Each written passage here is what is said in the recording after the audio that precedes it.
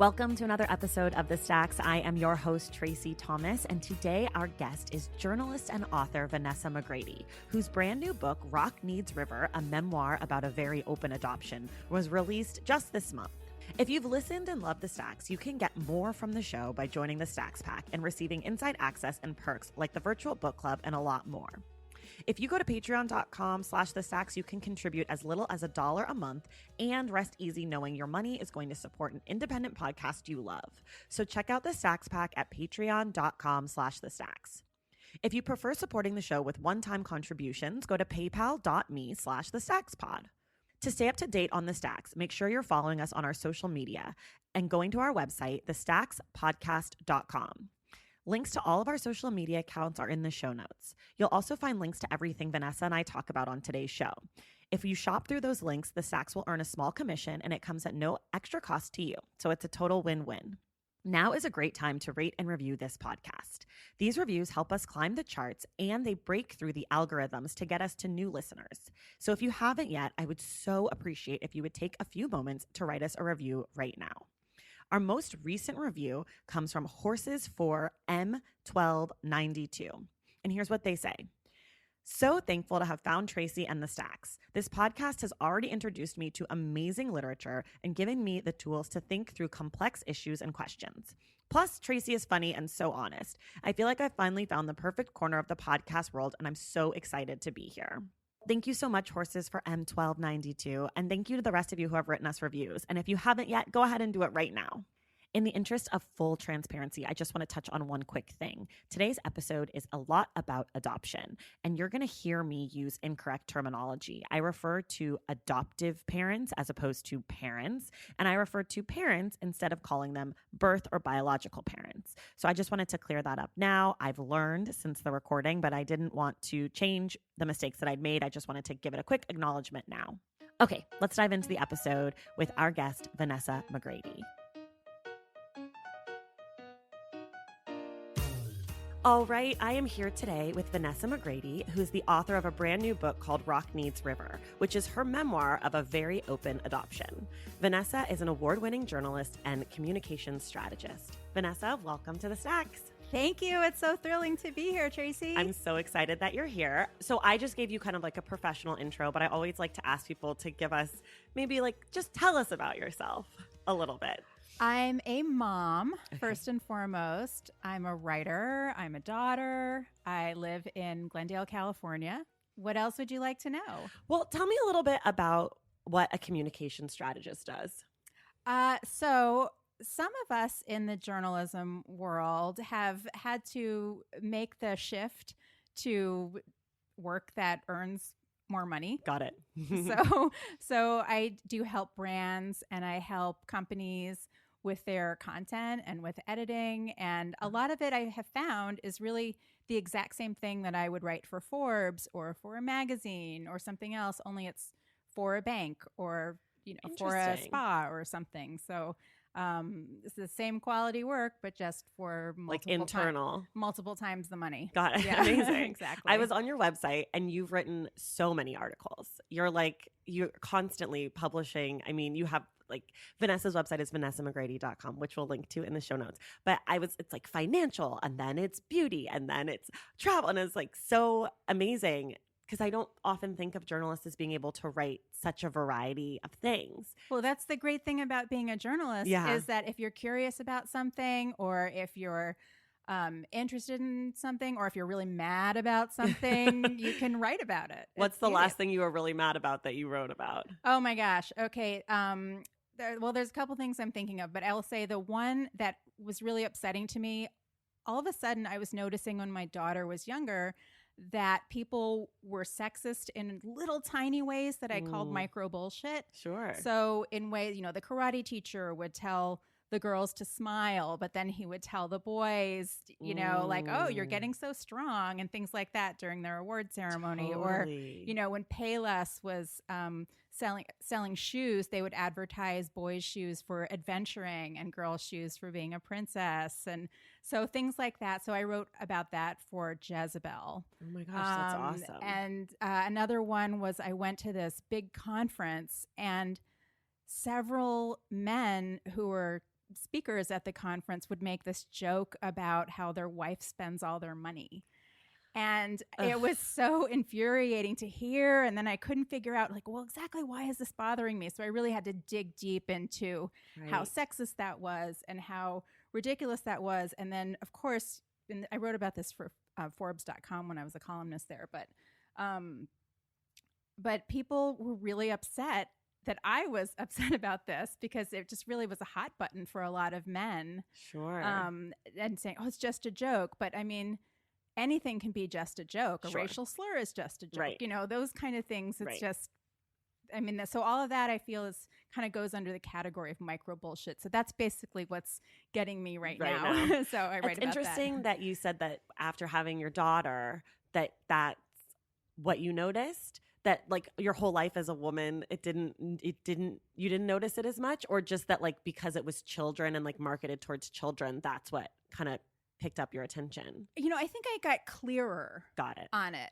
I did notice it. Like there's a story in the book actually that I, worked on this great presentation and I was, working and I was showing it to a bunch of men and everyone was really happy with it. And then one of them just made this little joke about now you can go back to the kitchen. Oh, that's right. And, and that's such a little thing. And I laughed along with it. Right. But it's really we painful, all do that. It's such an interesting thing. I mean, I shouldn't say we all do that, but I myself have done it and I've seen other people do it. And sometimes in the moment it takes you so off guard that you kind of giggle because you're like, is this guy kidding? Or like, what? And then afterwards you feel bad about yourself for having encouraged or not said, hey, fuck you, guy. Like, I just did this amazing presentation. And it's such an interesting, I don't know where that comes from, but I'm curious about it. And I think like as a Black woman, I've experienced it both racially and for being a woman. And I mean, my mother is Jewish. And so a lot of people think that it's funny that I'm Black and Jewish. And so like people will make like little jokes about that too. And I've laughed at it myself, but I think maybe some of it comes from not wanting to make a bigger deal out of it, like wanting to minimize it because you feel like embarrassed or something. I mean, I think it's part of a subset of fight, flight, freeze, or laugh. Right. Like you want to diffuse a situation that makes you uncomfortable. Yeah. And we're taught to be pleasers. We're not automatically taught as children to say, fuck you, that was wrong. Right. So no, it's true. I love you saying that also.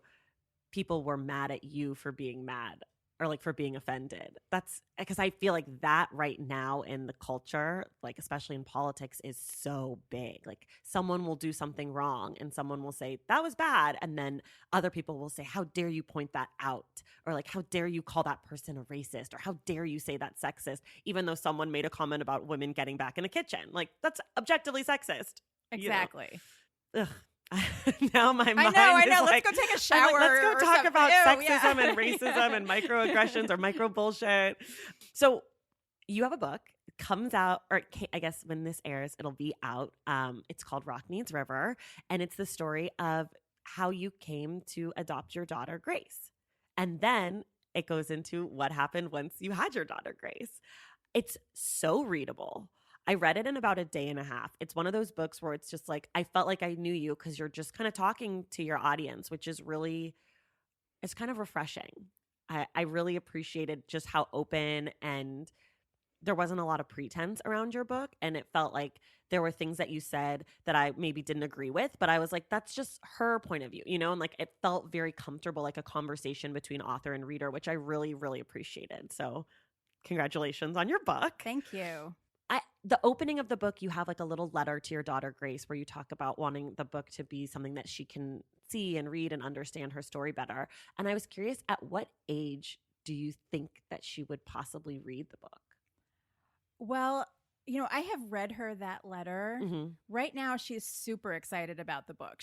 She is giving one to her teacher today, and she's on the cover. She's on the cover. That's an Instagram photo, if anybody's wondering. And she's, I think, right now we're still working on Elephant and Piggy books. Sure. So, right. Because she's 7. She's 7 now. I don't know. That's a good question. I think probably, I think kids understand things at their age appropriate level. Right. So if she reads it at 12, she might understand it in a different way than if she reads it at 25. Sure, and of then course. then if she reads it at 50, she might. That's true for all of us, Yeah, that we understand it exactly. at our age appropriate level. I just was curious about that because I knew that she was young now, and I was like, I wonder in Vanessa's mind when she thinks that she'll read it, but she'll probably read it a few times, would be my guess. You know, it's funny. My dad was an author too, and he wrote books, and I don't ever remember reading them all the way through. I would sit down with a book and I would read parts of it. So I've probably read the Pritikin Program for Diet and Exercise, 10 times over, but I've never read it actually all the way through. I just would read chunks of it. So I don't know if she's going to do the same thing or not, because it's also like, oh, my mom wrote a book, whatever. Right. So, there's a little bit of like, my mom's so not cool. Yeah. Getting there. Right. Well, I think that comes later. I mean, that came later for me, like 12. Then I was like, ugh, Mom. In your book, you have this great line. I don't want to spoil too much of your book, but I do kind of want to give a little bit of info for people. It starts kind of with you becoming an adult. Like you kind of jump in maybe like in your early 20s and you're having like great escapades and living in cabins and like being an adventurer, which I totally love because that's not me. And I was like, oh, I wish I did that kind of stuff. And then you got pregnant and you have a few miscarriages, correct? Yes, I had 3. And after the first one, you have this great line where you say, during a crisis, there's always good surprises and bad surprises. And I just love that. I just thought that was it's so right on. Like even in the worst times, there are things that you are like, oh, that person showed up in a different way than I expected. Or, oh, I learned this about myself that I can take with me. And then there's also obviously things where you're like, that was really shitty and my life is ruined, So I liked you pointing that out. I do want to talk a little bit about miscarriages because I feel like people don't or are uncomfortable or shy or feel embarrassed about it. But that process of having those miscarriages, did you ever feel like was it an isolating experience for you? It really was, because this was also, I mean, it wasn't that long ago. Mm-hmm. And the second and third ones were in the 2000s, early 2000s. And I think now with so much social media and Twitter, people are tweeting their miscarriages. Sure. And so, in that way you kind of have that community and you're not so alone. But back then, I mean, you would have a miscarriage and there's no way that you wouldn't know that 10 other people sitting at the table didn't just have a miscarriage. And so, but what you do notice are pregnant women and babies and people asking you, when are you going to have a baby? Exactly. Or just, still thinking you're pregnant. I remember I had miscarried the first time at 12 weeks. So I had a lot of time to tell people because I'm obviously not a secret keeper. Okay. And so, I remember my uncle Seamus came up to me like with a big bear hug and, hey, mama, how's that baby doing? And stuff like that. And I was just like, nope. So, and then, you had to, tell, eventually you have to tell people because they're going to ask and then they feel bad and, just nobody feels good about that. So, yeah. But yes, it felt very isolating. And it also, you have this feeling of like, okay, well, somebody can do something about this. Like, we can fix this. Sure. I feel like, we can fix anything, if you try hard enough, if you know the right medicine, if you can do the right, doctor thing, you can fix this. And, with a miscarriage, you really can't. Right.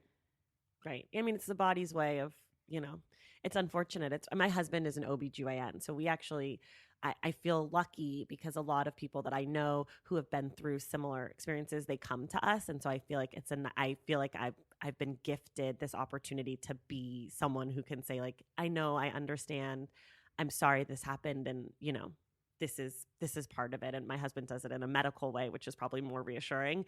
But I feel that I've been let into like kind of a secret society in that way. And I feel like it shouldn't have to be that way. Like, I think it can be so isolating for women and men too, who also I think sometimes feel like really left out of the whole process, Yeah, I just did a story on miscarriages for UCLA for the health magazine at UCLA. And one thing that I learned, I talked to a lot of people, a lot of doctors, and I found out a lot about the cell. Like there's almost stuff that happens on the cellular level that has to go exactly right before a embryo can keep growing. And but then also the men, men don't really bond with a child until it's born. I mean, it's sort of like a concept. Right. And of course, but they also have their own kinds of disappointment and their own, it's not a physical trauma, it's a different kind of trauma. Right. And I think that's often left out of the conversation. And then also people sometimes feel relieved when they have a miscarriage. And that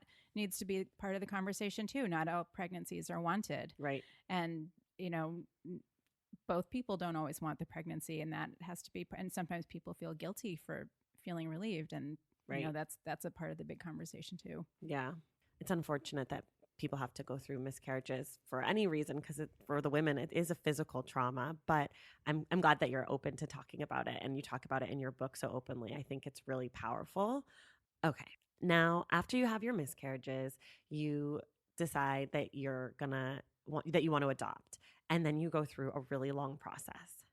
Can you tell us just a little bit about kind of what that process is like for people who are thinking like, oh, I might want to adopt, like what that really means? Sure. Well, it's different for the kind of adoption you do. Okay. The kind of adoption that I chose was a domestic adoption through a nonprofit agency. So that might be different than someone who adopts internationally, or someone who does a foster adopt situation, in which they foster a child first until it's legally emancipated, and then the child can be adopted. Okay. So for us, I was dating Peter, and we were kind of on and off, and I just decided, I feel like if I'm going to be a mom, I should start doing it sooner rather than later. So I started the process. I went through an agency called the Kinship Center in Orange County, and you have to do a lot of classes. You have to do a lot of paperwork, a lot of background checks, obviously. I think part of it is they make you go through so much rigorous training. And it's not just training to be a parent, but it's training about adoption specifically, because there's a lot of loss associated with adoption. There's obviously the loss for the child of its original parents, but also for the birth parents of the child. And then also even for the adoptive parents, there's the loss of being able to, or, not having not every parent who adopts is infertile. Right. But, but there's also, the loss of not was of just maybe not having a child of your own biology, if that was important to you. Yeah.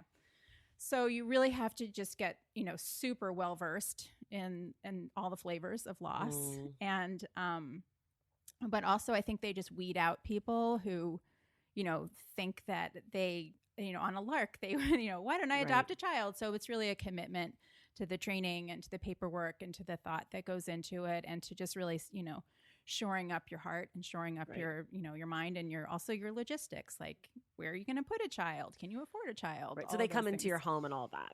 They do. Yeah. It's so interesting.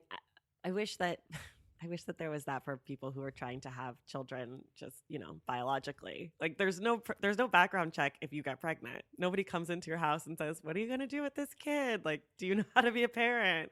But when you adopt, they're like, we're going to get really rigorous. They should do that for people who. Oh, yeah. And it's so funny. When you're in that process of adopting and waiting, and, for some people it takes a long time and it's really frustrating, and you don't get picked, and you're like that weird cereal flavor on the shelf that nobody wants. And, and then like you see people complain about their kids, and you're like, I hate you. I would love to complain about, like my child's boogers, or, whatever they're complaining about. Right. So, but once you got to be Grace's mother, then you complained about her boogers, right? Or no? I mean, there's things I complain about for sure, but you are cognizant of that. I'm very, I do say a prayer of gratitude every single day, if not multiple times a day, if not every space in between every second, for Grace, because I'm so grateful to be her mom. Yeah, I think you get a different perspective going through the process, because you were in the process before Grace came into your life for 2 years. Yeah, so the whole thing, it was like being pregnant for 2 years, but also like being pregnant for 4 days, because that's how much time we had between meeting Bridget and when Grace was born. Wow. So I won't give too much more of the story. Obviously, we know that you adopt Grace, and then it's an open adoption. For those of you who don't know, that means that the birth parents and the adoptive parents and the child, when the adoptive parents are ready, know and can communicate with one another. So as opposed to a closed adoption where there's no information exchange between the three parties. So this book, I guess the little spoiler I'll give away is that at some point in the book, Grace's parents come to be very much a part of your life. I'll put it that way. Right. Her birth parents. Her birth parents. Her birth parents became homeless and they moved in for a little while. Yeah. So the book kind of goes on this journey where it starts with you and then it kind of, you have all these new people in your life by the time we get to the end of the book. If you were going to give any advice to people who were thinking about adoption or who were in the process, is there anything that you would say? I would just say have faith, be strong, have a support network. Get rid of people who are haters in your life or people, like just draw your boundaries because people will say terrible things or, they might not support your choice. But I will say, get your support ready. That's awesome. And then the last thing I'll ask you about this, and then we'll dive into your books, is kind of a transition. What are some of your favorite books on adoption? The book we're going to talk about today, we're going to talk about All You Can Ever Know by Nicole Chung for the Stacks Book Club. So we'll save that. But any other ones? Yeah. I loved Born with Teeth by Kate Mulgrew. That is a memoir, but it's a lot about her becoming a big star, but it's also about her placing a child for adoption and how that affected her life and that affected her mind. And it's one act that is just will inform the rest of her life. I loved God and Jetfire by Amy Seek. It's another woman who placed a child for adoption, and what a difficult decision that was for her, and how wrenching it was. But ultimately, she felt like it was the best for her child. And I think those two books from a birth parent perspective are really important. Hugely important, actually, because birth parents do not get a good rap, especially in, like people can, there's a lot of platitudes around it, like it's the most loving thing you can do for a child or it's, the greatest act of love. But in real life, the birth parents that I have talked to have been shunned. They've been insulted. People think they're monsters for being able to give up a child. And that's actually not the case. There's a lot that goes into that decision. And it is really a loving decision that you have to do. So I think those books are hugely important to have that transparency into what goes into that. There's a classic book, Dan Savage's The Kid, when he and his husband, I guess they couldn't get married back then, but his partner adopted a baby from a homeless girl in Oregon. And then one of my very, very favorites, and I didn't realize this is about adoption, but also one thing I talk about is almost every epic story is an adoption story. I know. I want to talk about that with you. Is Corduroy. It's the story of a little bear who gets, who's forgotten and gets adopted. And I cry every time I read that.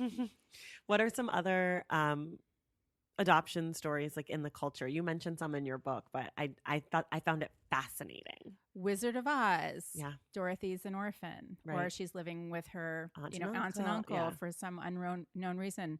Star Wars. Almost everybody in the Bible. Mad Max.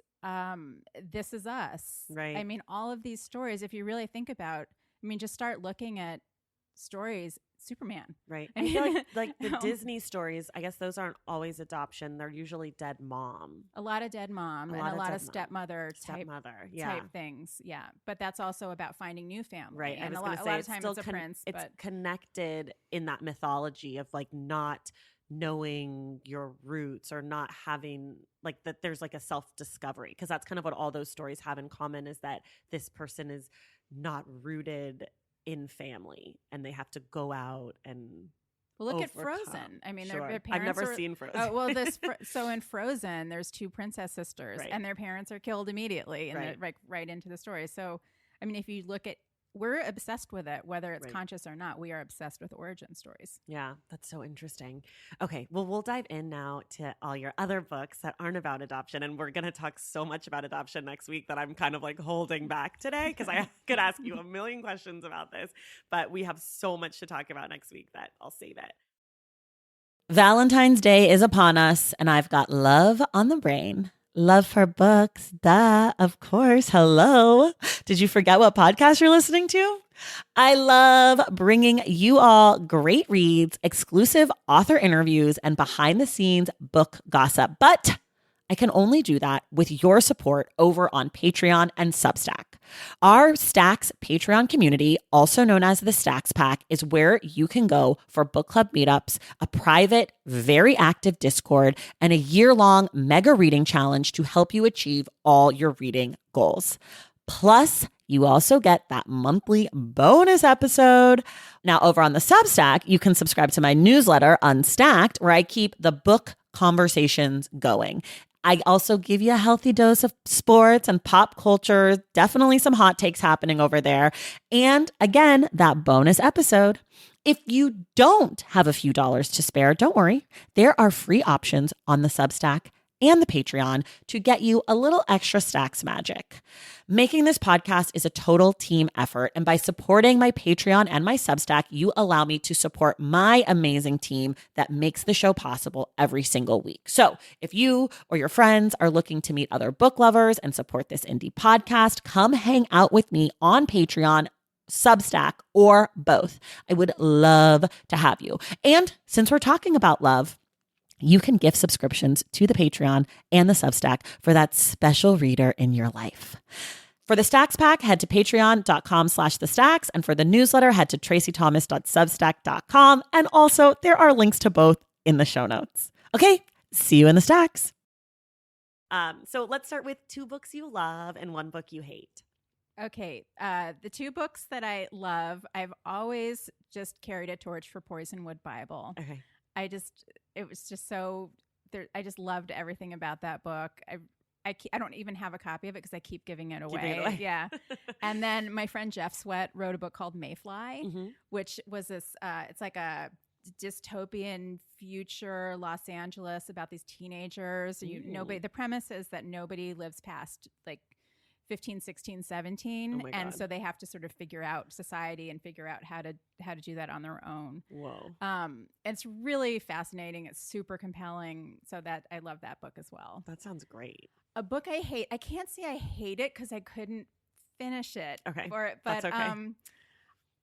I've tried several times over the years to pick up Love in the Time of Cholera, and I just I'm not sure if I'm like not in the right mood for it, or just doesn't connect with you. And I'll try again at some point, right. I'm sure, but that's how I feel about 100,000 Years of Solitude. I picked it up maybe 5 times, and I don't think I've gotten past page 20. I just can't do it. Yeah, there's certain. I don't know. I know people love it. Not for me. What's the last great book you read?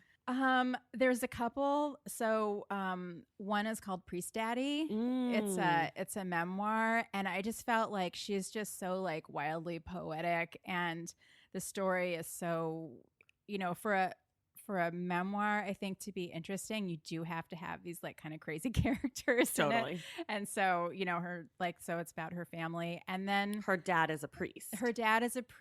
And then, but like the family is like super dysfunctional, and I've heard it's amazing. It's amazing, and just like the sheer poetry of the book is so good. Just the language it's written in, I loved it. And then like there's sort of like a shocking thing that happens, and I'm not going to ruin it. But, don't ruin it. But so that book was really stuck with me. And then another, I don't know, Girl Boner by August McLaughlin. Like, so I met August when I was doing my recording of my book. Okay. And so you read your audiobook? Yeah, awesome. I read my audiobook.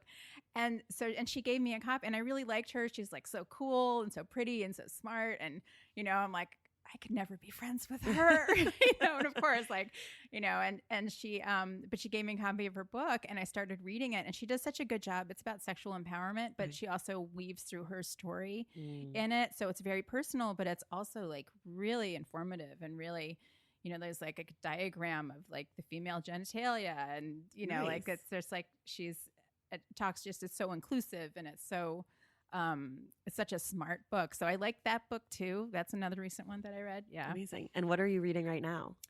I'm reading Between the World and Me, Ugh. and I'm not reading it quickly. I have to say, like, I feel like I have to sort of digest everything. I'm at the part where he's at Howard University right now. I love when he describes the quad. Yeah. So good. Yeah. And I just had to kind of read that a couple times over because it's so, I mean, again, it's like a poem, it's like a song. It's just, it's such a and great it's book. it's really rich. It's hard. I'm a middle-class white girl, and it's really important for everybody to read this book, but it's really rich, and it's really beautiful, and it's, I would like to read it slowly. It's not a book that I want to graze through. No, that makes sense. We did an episode on the show on that book. It was one of our book club books.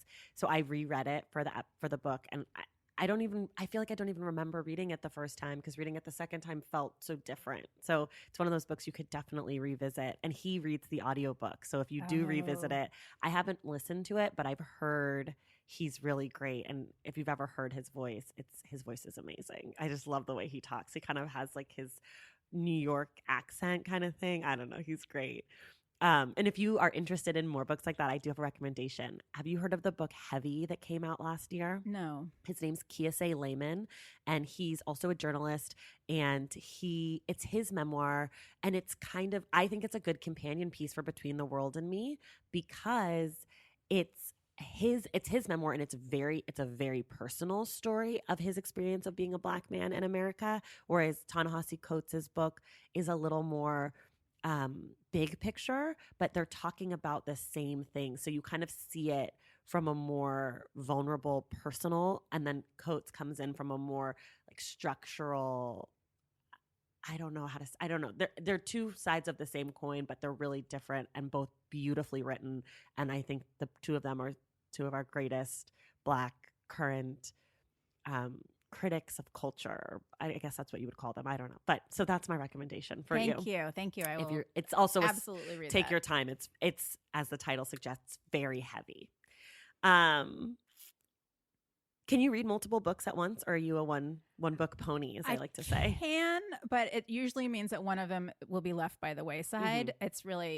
I prefer to read just one at a time, but sometimes sometimes you get stuck. And then with also, so right now I have Hunger and my audio, the Roxane Gay. So she like unfortunately, like I haven't been on a long enough trip in the last couple weeks. But I do, like, I'll listen to one and then I'll read another one. I listened to that also. It was a tough listen, because I feel like I wanted to slow her down because I was having to process so much, and with audio you can't really stop it. Like she just kept going, and I was like, oh my God, I have to go back and listen, because I zoned out because it was too much to handle. But talk about really vulnerable memoir. Oh my God. What are some books that you're excited to start reading or are on your list? Of course, Becoming. Me too. It's on my list. Have you not read it yet? No, I haven't. That surprises me. I know. You'd, like, be right all over that. I have it, but then everybody told me to do it on audio, so I'm waiting for having a trip. Oh, okay. I don't know. It's a weird thing. Everyone else is reading it, so I'm kind of like, it's good. I'll get to it, which is so weird. I don't know. But it is on my list too. Okay. And, Tara West, is it Westover? Yeah, Educated. I just, it's funny because I had ordered it. So, all right, true confession. I do look on Amazon to see where I am in the thing. And so. Oh, yes, of course. The rankings. Yeah. And so under biography last week, and I don't know if this is true this week because actually I haven't looked this week, but last week I was in front of Michelle Obama and I was in front of Tara. So I was like, oh, I should just order those books to see like whose company I'm in. And so I had ordered it, and then I heard her on the radio, and I kind of came in the middle, and I'm like, oh, I bet this is her, Yeah. And so it was like such a great interview, and it was it was NPR, I think, and I'm really excited to read that book. I've heard people love it. Are you big on memoir? Do you like memoir? I do like. Well, I feel like I had to really, like, once I was in one of the many drafts of Rock Needs River, I felt like I really need to start studying memoir more. Like there's memoirs that I love. Like I love the memoir of like Lucille Ball, and things like that. And like things that I had read, but I really felt like I needed to become a student of the memoir. yeah. And so that's really kind of been my world in the last year or so. And now that your book is out in the world, are you still like finding that you enjoy memoir? I feel like I still have to study. I don't know. Even though, it's done, but I'm still like, I don't know. I still feel like I'm studying. Yeah.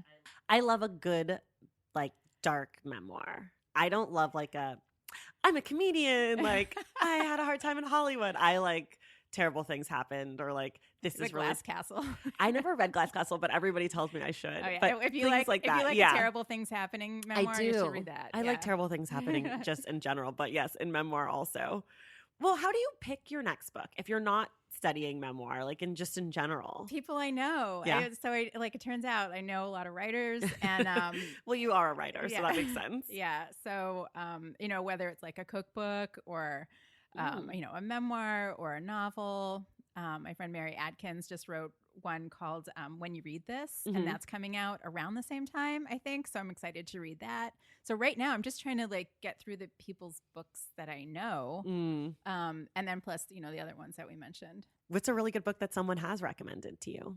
Well, it's hilariously, I recommend, so someone once recommended He's Just Not That Into You. And it's the book I probably recommend the most to other people. So that's amazing. Yeah. It just resonated with you. Well, the great thing about that book, it's an older book. Yeah. And for people who don't know what it is, it basically explains like the mind of I'm sort of a perpetual, like I'm a monogamist, but I can't seem to like make things just haven't really worked out for me in that way. And there was a time where like I would just keep dating and like getting ghosted or getting, and so it really helped me understand like, well, first, who are you picking? Right. And, are they truly available? And then second, if someone's not calling, like I think women read into messages like it's tea leaves, like, oh well, if he said let's talk later, did he really mean let's talk later? Or those things. But it was basically like, if he doesn't track you down, he's not into you, which was really helpful. It's like a very clear directive. And so like whenever somebody is like wondering about a relationship, I just send them that book. And that book was, I remember that book, and that book was kind of like changed the way that we talk about dating now. Like when that book came out, I felt like He's Just Not That Into You was really revolutionary. And now I feel like that's the kind of advice that women give each other all the time. Like, oh, well, did he call you? Okay, then he's not into it. Like, move on. And I feel like, 15 years ago, or I guess more than that, probably now. Probably came out in the 90s. Probably like 20, 25 years ago. Early 2000s, I think, I feel older all of a sudden. But that it used to be like, oh, well, maybe you need to call him again, and like, don't call after 3 days and blah, blah, blah. And now it's just like, oh, he's not getting back to you. Like, you can move on. Right. So it kind of shifted. Yeah, it was like around the same time as the rules came out. And the rules, like that just felt like very like anti-feminist and archaic, and you're supposed to play a certain amount of games. And but in a way, like it's kind of the same idea. Like if someone's into you, they'll find you. Yes. And it makes so much sense when you say it like that, but it does sometimes feel like when your emotions are involved, like, oh, I want to give them the benefit of the doubt and like blah, blah, blah. It's working. Yeah. Yeah. But it has definitely changed the dating, like the way that we as women, I think specifically talk about dating just in the culture. And we as straight women, like I feel like it's probably like a whole different playing field for, like point. Women of other sexuality and men of other sexuality as well, Yeah. But I think some of it holds true. Like if whoever it is isn't calling you, or like doesn't want you to meet their friends, or doesn't want to hang out on prime hangout times, like there's something else going on regardless. But that is a great point, that I'm sure the dynamics change and shift depending on, sexuality. So what's a good book that you've received as a gift? My friend Calmady wrote a beautiful memoir She's Indian, but she's also grew up much of her life in Canada. Mm-hmm. And she wrote one called Shared Tables, Family Stories and Recipes from Pune to LA. And she is just such a beautiful writer. It's, I wouldn't call it a dark memoir like you and I were talking about. Like there's not a lot of conflict in it, but it's just like beautiful language, beautiful food. It helped me understand her a little better. It's such a reverent love letter to her family and how important that is to her and how important food is to and I also feel like it's very universal too, because for so many families food is critical. Like it's a critical part of a family's culture. Right. Not just like wherever you're from culture, but like that family's culture. Right. Like my cousin Jeannie's grits with cheese at Mm-hmm. Thanksgiving is like a very important part of our family's culture. It's so interesting. As someone who's written a memoir, you just made me think of this. Do you feel, I guess your book is out in the world now a little bit and will be more so out in the world, I guess, starting on February 1st.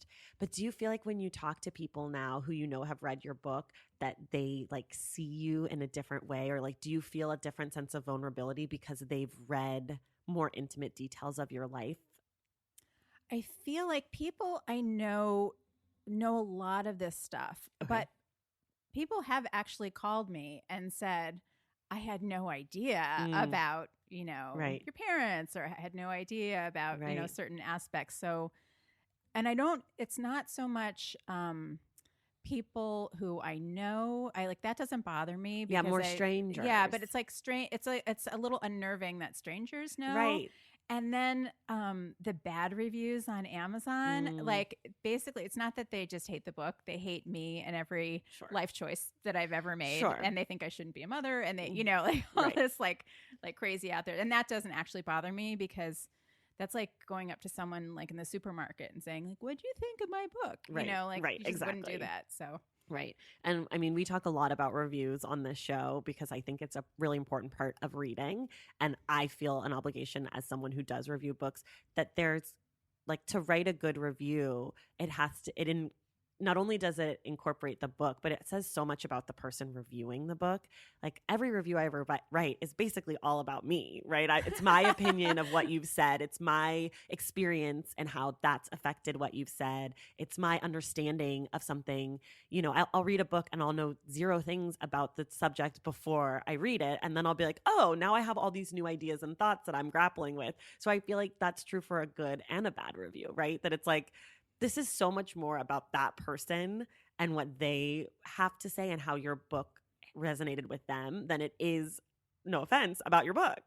Right. I mean, and I get it. Like my book is really, it's uncomfortable for some people. It's uncomfortable because I feel like I have to put the cringeworthy moments There's in definitely there. cringeworthy stuff. And also like every chance I got, I made myself the asshole. Like in any conflict with anybody, like I really felt like it was important to to understand what my part in that was and to take the fall for it. There's definitely one section I'm thinking of, which I won't give too much away, but it involves a chat room. Oh, and that part I was like, whew, but in the book, you handle it well, but in the moment, I was like, oh, I'm so glad I wasn't in that chat room. It was awful. I mean, it was horrible and it was awful and it was embarrassing. But I also feel like, but you say that, like, hey, people who are adopting, don't do this. Warning sign. No, reviews are tough, especially on places like Amazon or like Yelp. Like, oh, scary. My real estate agent gave me like 3 stars, and I'm like, dude, what do you like? What? You're like, well, I'm not buying a house from you again. Yeah, no, that's it. Yeah. Do you know how many of you there are? Yeah. Are you someone who sets reading goals for yourself, or has like things that you wish were different about your reading and how you read? I definitely wish I had more time. I wish I could read during the day, but I work and I'm a single mom, so that's real. Like just not reading for pleasure is not. Yeah, it's just not possible. And then I've been going to bed really early. I basically have been like exhausted and I'm falling asleep with grace sometimes. And so I just wish I had more time. Yeah. Are there, besides memoir, are there other genres that you really love or genres that you're just like not into? I love novels. Okay. I love books about food. Mm. Let's see. I would like to like sci-fi more. Okay. But you don't really. I just haven't. I just feel like there's so many other things in front of it. Right. What else? And also like Monday morning political quarterbacking. You're not into that. I just feel like I don't like recent politic books. Like I'm not into like Jim Comey's book. Like I don't like if it is happening and you're writing about it, I'm not that into it. But I do like political current like criticism, which is yes. Like things that are talking about this exact moment. You have to read them in the moment. Like I went back and read Rebecca Solnit's book, Men Explain Things to Me this year. And I was like, this book is so dated. Like this isn't how we talk about feminism anymore. Like, and it was such a weird feeling because I know people love that book, but I just read it 5 years too late. So I feel like those books you have to read right in the moment. But I don't like the like memoir, or like I wasn't interested in Fear. It was like too soon. Right. Yeah. No, political books, like honestly, like I don't give a shit about like Donald Trump's books. You know, like he wrote one. I remember it was like on the sale table at Barnes and Noble. It's called Crippled America. No, thank you. And like I just like no, like those are just not that interesting to me. Yeah. And I think for the very reason you're just saying, like they don't all stand up. Right. Yeah. There's some that are really good in the moment, but most of them just they feel like in 6 months you're like, this is a waste of my time. Do you have favorite authors? Oh my gosh, I do. And I wrote them down so I don't don't forget anybody. Let's see. Oh yeah. So Isabel Allende is always on my list. Anna Quinlan, Barbara Kingsolver, Maya Angelou. Someone that's influenced me quite a bit is she used to go by Barbara Stanny. Now her name's Barbara Huson, but she writes a lot about women and money. And she is just like, she's like really empowering to, for women to go make your money, think big, aim high. And I've read all of her books, and I just feel like she's like such an important voice in feminism and money and business and spirituality as well, because a lot of the money making is the inside game. Right. That's so true. Do you read? Well, you do ebook. You do audiobooks sometimes. Yeah. And you read hard books. Do you ever do like Kindle? I have a Kindle, and you don't. And I do a little bit. Like if I have to read something soon, like right away, like I downloaded this book called The Hormone Replacement Diet. Okay. It's basically like I felt like my metabolism had stopped. And I was like, I can't wait anymore. I need to read this right away. And so I downloaded that and read that. But I can't really work.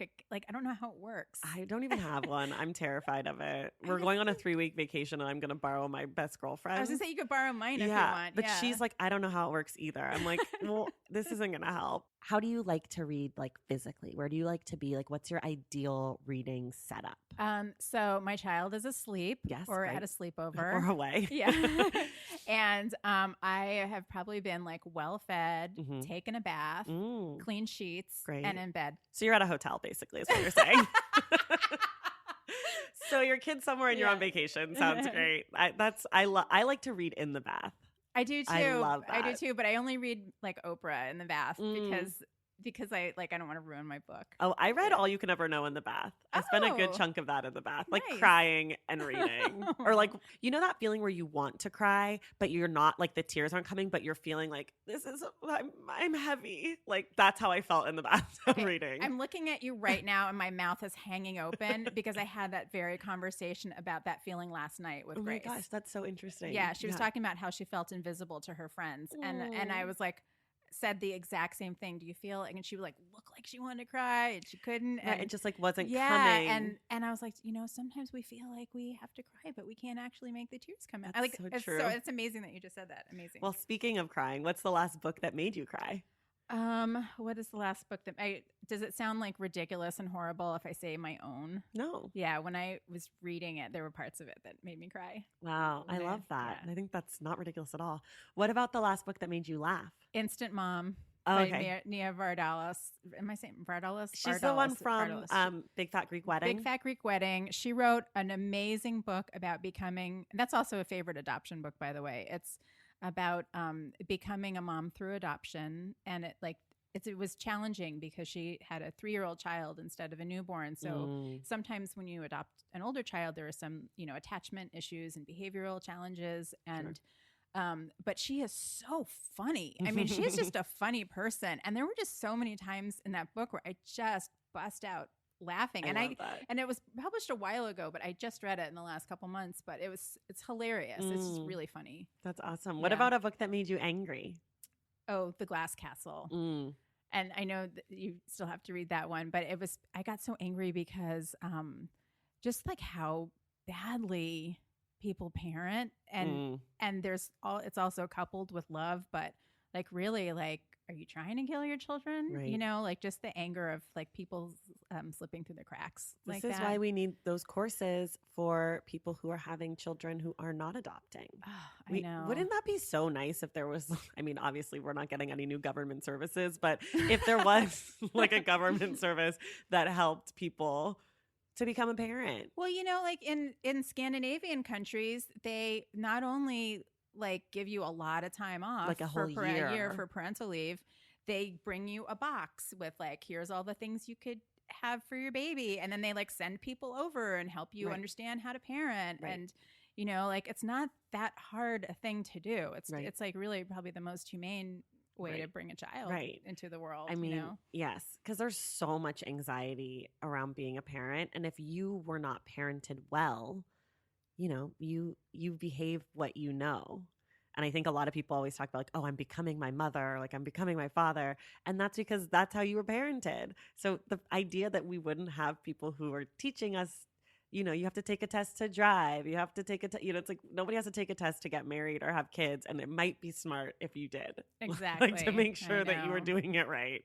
But, And respecting people's reproductive freedom. Like there's that part of it too. Of course. Of course. And so, it's just like people are just shitty parents. That's right. I mean, people are just shitty people too. Yeah. Yeah. There's like shitty people out there. Yeah. And it would be really great if we had someone who was like, you know what, maybe you should hold off on parenting. But of course, then that gets into who can have kids and who can't. And like, that's a whole other story. But it would be nice if that was an option. I would love a box if I got pregnant that said like, here's how a diaper works. Like, this is what you do now. You have a creature in your house. Not going to happen. Are there any books that you've read that you're embarrassed about having read, or any books that you've never read that you're embarrassed about never having read? I don't really associate embarrassment with that. I mean, there's things like, oh God, what's the one where they turn into vampires and then there's the Twilight. Yeah. That's a common answer. I mean, I can't say I'm embarrassed. Right. By that, because I feel like you should read everything. Right. I mean, you should read like cereal boxes and comic books and the, bill from your utility, that tells you how to save energy. And, I just feel like you should just read everything. I don't think you should be embarrassed. What about anything that you're like, I can't believe I've never read this? Oh, there's like, honestly, that list is so long. That's like such a hugely long list. I mean, I started to try to tackle those, and so I read like Clockwork Orange because I hadn't read Clockwork Orange, and so there are some books like that I felt like I had to tackle, but like for who? Right. Right. Well, I don't know, Love in the Time of Cholera. Yeah, sure. Well, you've tried at least. I tried. It's true that there's this weird like obligation feeling around certain books that you like should have read. Like I know people are always shocked. I've never read Beloved, and that's a book that people are like, you should have read that. And I'm like, yeah, I just haven't. Sorry, what's Beloved? By Toni Morrison? I've never read it. Oh, yeah. It's like her most famous. It became Oprah made it into a movie, but it's a Toni Morrison classic. So that's a book. I can't believe I've never heard of that. I'm shocked. I'm sure I know I've heard of it. Yeah, I'm sure you have. It was a movie, like a made for TV movie that Oprah was a part of. I think Oprah was in it maybe. Anyways, do you have any favorite books from childhood, or I'll open it up, a favorite book that you read or read to Grace besides Corduroy? I cannot wait till she has the attention span for Harriet the Spy. I love that book so much. I mean, I must have gone through that a million times. I went through Diary of Anne Frank a million times, even to the point where I think I might be reincarnated from the Holocaust. Whoa. I know. It's crazy. But I once told that to my friend, and then she like turned me on to this like whole group of people that also feel like that. Wow. So, I mean, there's no way to Interesting. prove that Right, really, sure. but I just, yeah. So, but, Did you ever read Many Lives, Many Masters? No. The book about reincarnation? no, Oh, just made me think of that. I'll write that down too. Yeah, Many Lives, Many Okay. Masters. When I was a kid, I really liked Number the Stars. Did you ever read that? It's another book about the Holocaust. It's fiction. I think I read it maybe in like 5th or 6th grade, but it was kind of like the fictionalized Anne Frank companion piece. Anyways, if that's something you're into, maybe. Number of the Stars. Number Okay. of the Stars, Okay. yeah. We love that book. It just dawned on me. I hadn't thought about it.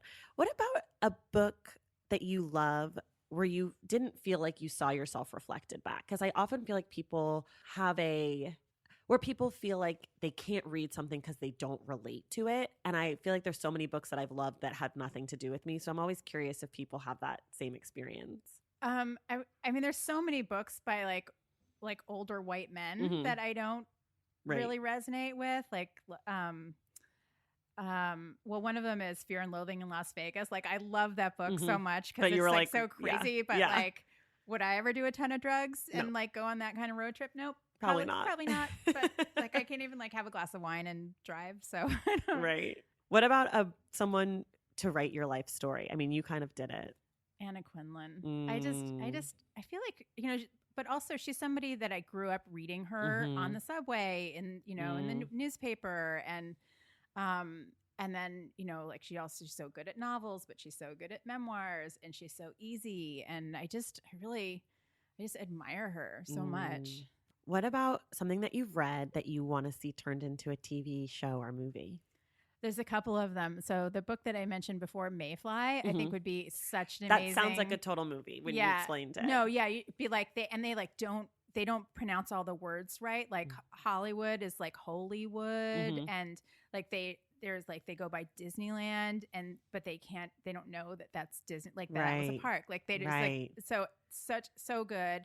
And then Jen Brody wrote a trilogy called The 13 Continuums, which is fascinating, and it's about like what happens sort of after everything goes south on Earth, and then, you know, like they're like these people, they like live in these submarines, and I'm not explaining it well at all. It's okay. At all, but it's like really it's like such a cinematic book. Interesting. Yeah. I love that. Okay, well, I have my last question for you, which is always my favorite, and I stole it from the New York Times. If you could require the current president of the United States to read one book, what would it be? Beloved. Mm. No, basically my answer is anything by a woman of color. Yeah. Because it's so far from his worldview. Yeah. And to understand sexism, systemic racism, like all of the thing, you know, to just like justice. Anything by a woman of color, basically. Yeah. I Except love that Omarosa, maybe. Yeah. Not her. Not necessary. Not There's a few women of color maybe Yeah. we pass up, but yeah, no, that's so true. You know, like Maya Angelou, Sure. Toni Morrison, Oprah, you know, like Right. anybody. Yeah. Yeah. I mean, I don't disagree with that. All right, Vanessa, thank you so much. So next week, we're going to be back. We're going to be talking about All You Can Ever Know by Nicole Chung, which is her memoir about her experience being adopted. And that will be next Wednesday. And yeah, thank you so much for being here. You're so delightful. Thank you, Tracy. I loved it. Thank you. And we'll see you guys in the stacks.